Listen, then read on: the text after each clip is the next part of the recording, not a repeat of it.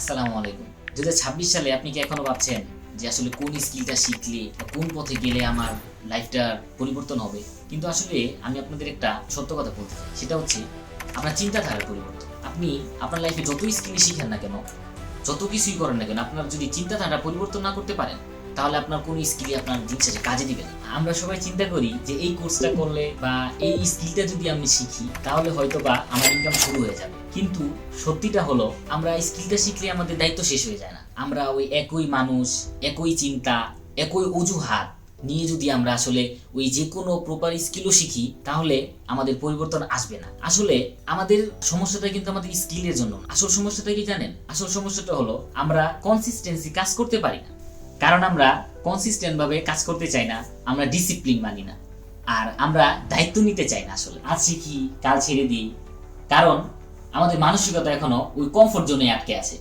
মানসিকতা কেন সবচেয়ে জরুরি জানেন? স্কিল আপনাকে শেখায় কি করতে হবে, আর মানসিকতা আপনাকে শেখায় সেই কাজটা আসলে কতদিন ধরে করতে হবে।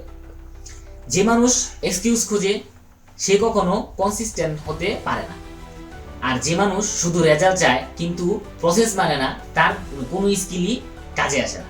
রাসূলুল্লাহ সাল্লাল্লাহু আলাইহি ওয়াসাল্লাম বলেছেন, আল্লাহ সেই কাজকেই ভালোবাসেন যেটা অল্প হলেও প্রতিদিন করা হয়।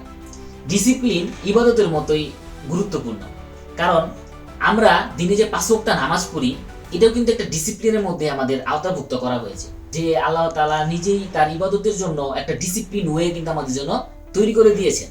দিনে 5 ওয়াক্তের নামাজটা 5টা টাইমে আমাদের পড়তে হয়, তো এটাও কিন্তু একটা ডিসিপ্লিনের অংশ।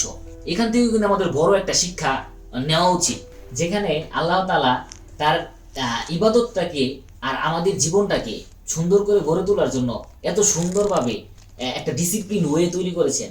কনসিস্টেন্সি মেনে কাজ করার যে একটা মোটিভ দিয়েছেন, যেখানে আমাদের জীবনের প্রত্যেকটা অংশেই ডিসিপ্লিন আর কনসিস্টেন্সি মেনে কাজ করার জন্য বলা হয়েছে।